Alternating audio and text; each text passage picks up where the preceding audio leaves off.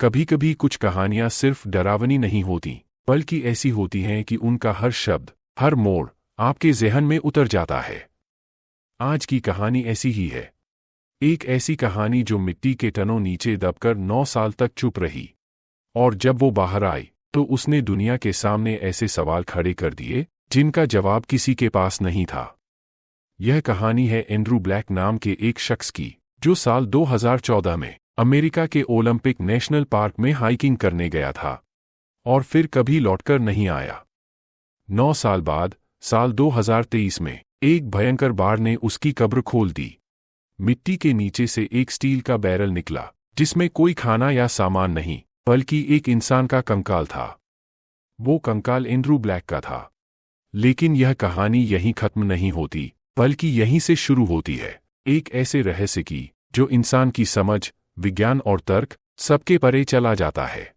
Andrew black, उम्र 42 साल, पेशा सिविल इंजीनियर, शहर पोर्टलैंड, ओरेगॉन।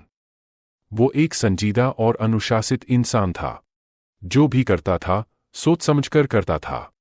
उसकी पत्नी कैथरीन बताती है, एंड्रू कभी भी बिना प्लानिंग के कुछ नहीं करता था।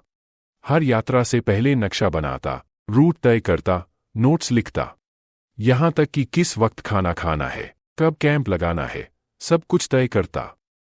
वो कई बार अकेले ट्रेकिंग पर जा चुका था। हर बार सैटेलाइट फोन, जीपीएस ट्रैकर और आपातकालीन बीकन साथ ले जाता। कभी किसी मुसीबत में नहीं फंसा, हमेशा वक्त पर घर लौट आता। लेकिन उस बार अगस्त 2014 की यात्रा अलग थी, क्योंकि इस बार वो गया था और फिर कभी वापस नहीं आया। सोमवार 18 अगस्त 2014, एंड्रू अपने नए रूट पर निकला, ओ रिवर वैली से होते हुए माउंट ओलंपस ग्लेशियर की तरफ। उसने 5 दिन की हाइक प्लान की थी। शुक्रवार तक लौटना था, पर शनिवार की सुबह तक उसका कोई पता नहीं चला। उसकी पत्नी कैथरीन ने तुरंत रेस्क्यू सर्विस को कॉल किया, और उस दिन से अब तक का सबसे बड़ा सर्च ऑपरेशन शुरू हुआ। दर्जनों वॉलंटियर्स, पार्क के कई रेंजर और 3 हेलीकॉप्टर सब जंगल की गहराई में उतर गए। पहले 2 दिन मौसम साफ था, सबको उम्मीद थी एंड्रू जरूर मिल जाएगा। शायद पैर मुड़ गया होगा या रास्ता भटक गया होगा। लेकिन तीसरे दिन जो हुआ, उसने इस केस को एक रहस्य में बदल दिया। तीसरे दिन खोजी टीम को एंड्रू का कैंप मिला। वो जगह ट्रेल हेड से लगभग 20 मील दूर थी, मुख्य रास्ते से हटकर, लेकिन रात बिताने के लिए एक ठीक स्थान। कैंप की हालत देखकर सब हैरान रह गए। टेंट महंगा, मजबूत और साफ सुथरे तरीके से कंप्रेशन बैग में फोल्ड किया हुआ, स्लीपिंग बैग रोल्ड, मैट बगल में रखा हुआ, खाना पैक्ड और अछूता, गैस स्टोव, बर्तन, सब व्यवस्थित। बस एंड्रू नहीं था। उसका सैटेलाइट फोन, बैकपैक और जूते भी गायब थे।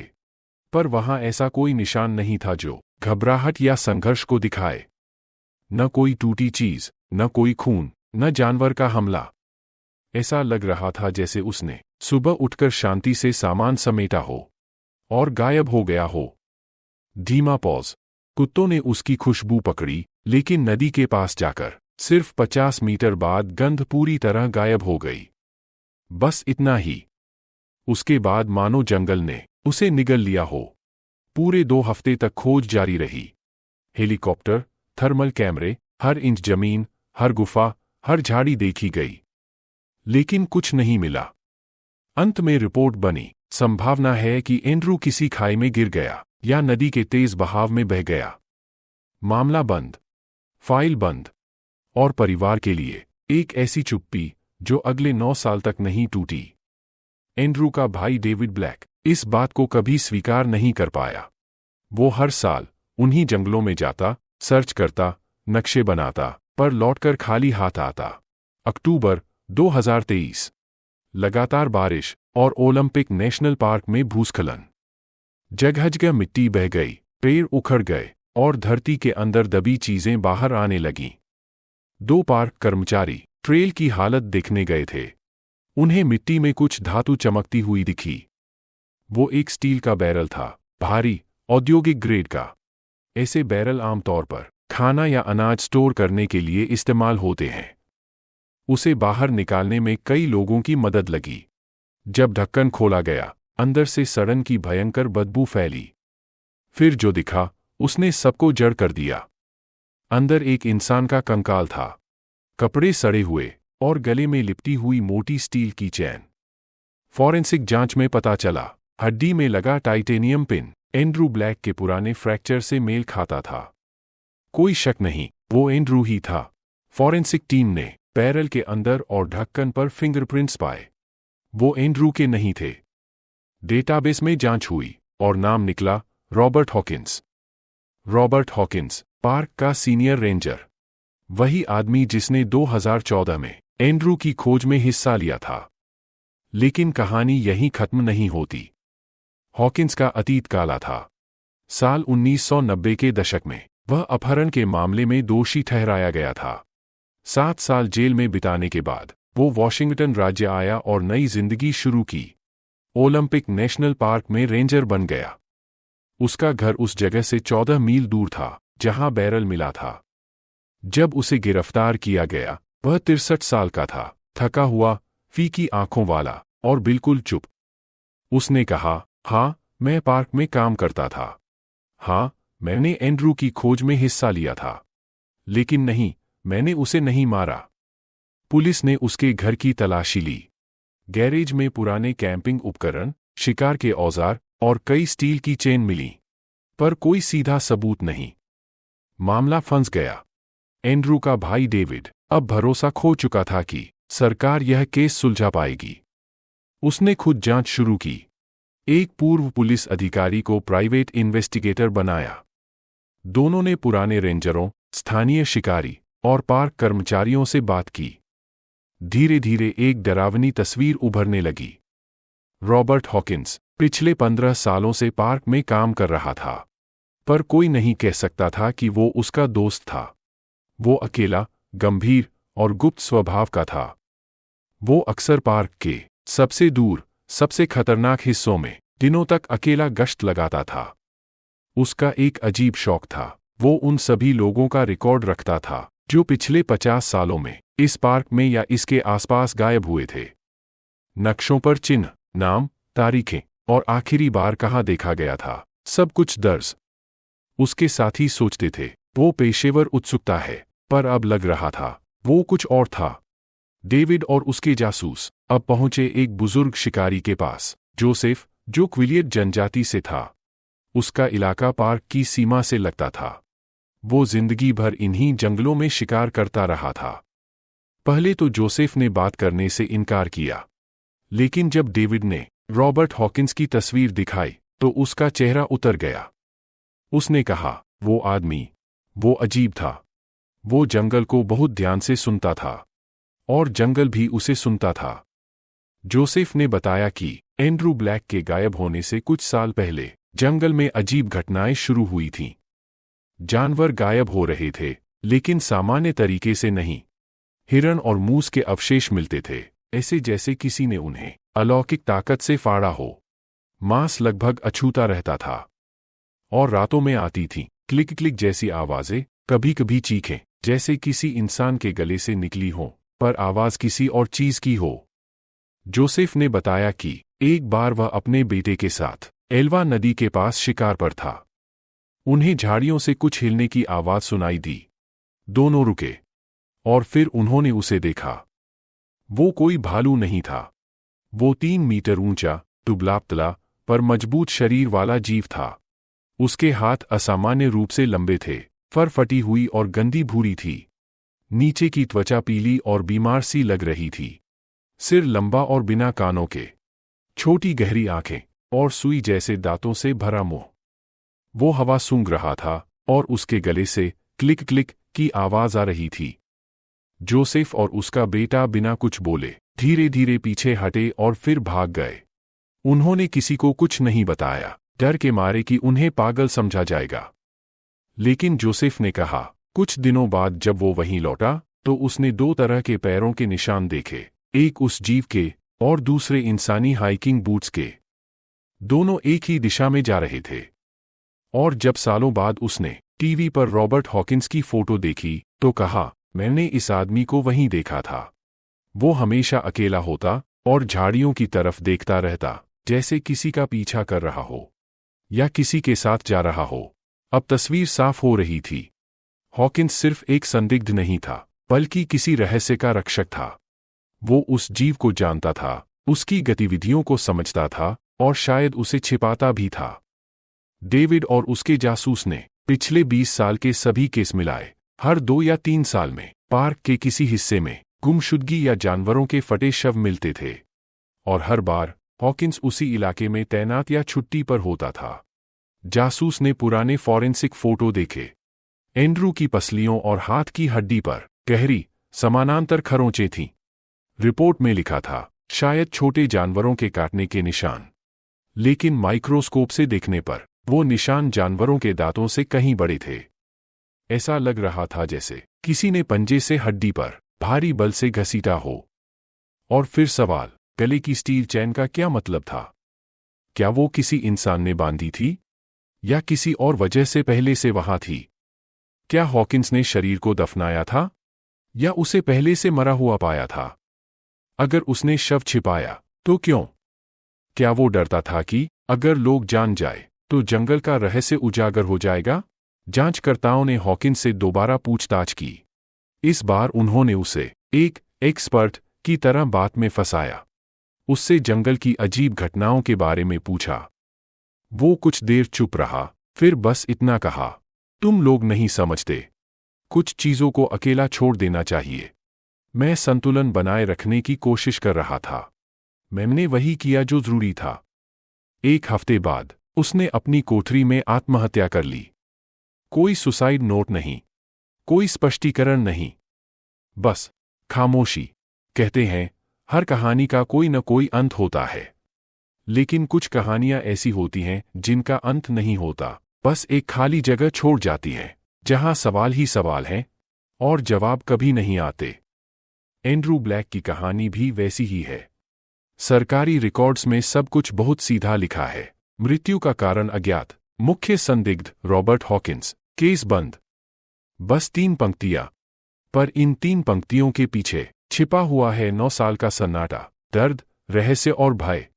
डेविड ब्लैक, जो अपने भाई के जवाब तलाशता रहा, वो आज भी हर साल उस जंगल में जाता है।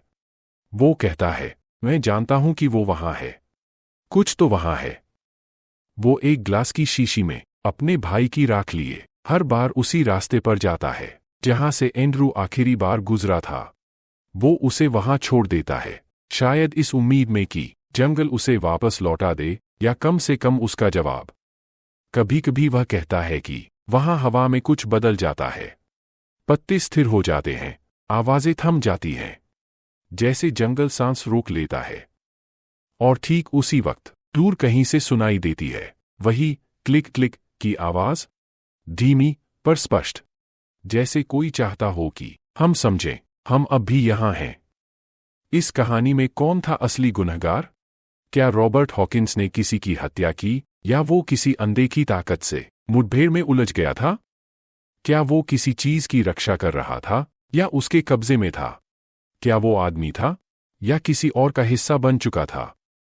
जब उसने कहा, मैं संतुलन बनाए रखने की कोशिश कर रहा था, तो वह किस संतुलन की बात कर रहा था? क्या वो संतुलन प्रकृति और मनुष्य के बीच का था, या वो कुछ और था, किसी पुरानी जंगली ताकत और इंसान के बीच का सौदा? धीमा सस्पेंस म्यूजिक, जैसे रहस्य हवा में तैर रहा हो। और अगर हम मान भी लें कि वहां कोई जीव था, तो सवाल ये उठता है, वो जीव आखिर था क्या? क्या वो कोई अज्ञात प्रजाति थी जो इंसानों से छिपी रह गई, या फिर कुछ अलौकिक जो इस धरती से भी पुराना था? जोसेफ ने जो देखा था वो कोई आम जानवर नहीं था। 3 मीटर ऊंचा, पतले लंबे हाथों वाला, सुई जैसे दांत और समझदारी से भरी छोटी गहरी आंखें। वो सिर्फ जानवर नहीं था, वो देख रहा था, सोच रहा था और शायद नकल भी कर रहा था। क्योंकि याद है न, एंड्रू का कैंप जैसे किसी ने मानव की तरह समेटा था। क्या वो वही जीव था जो इंसानों की गतिविधियां देखता था और फिर उन्हें दोहराने की कोशिश करता था? अगर ऐसा था, तो इसका मतलब है वो न सिर्फ ताकतवर था, बल्कि बुद्धिमान भी था। कभी कभी विज्ञान कहता है, हर चीज का तर्क होता है, पर प्रकृति हमेशा कहती है, हर चीज का तर्क नहीं होता। ओलंपिक नेशनल पार्क, जो अपनी खूबसूरती, झीलों और ग्लेशियरों के लिए मशहूर है, वहीं कुछ हिस्से ऐसे हैं जहां लोग जाना पसंद नहीं करते। वो कहते हैं, वहां जंगल कुछ ज्यादा ही शांत है। शायद इसलिए कि वो हमें नहीं चाहता, या इसलिए कि वहां कुछ और है जो नहीं चाहता कि हम उसे देखें। एंड्रू ब्लैक का टेंट साफ पैक मिला था। हर चीज सलीके से रखी गई थी। रिपोर्ट में लिखा गया, उसने खुद सब पैक किया होगा। लेकिन अगर उसने नहीं किया तो?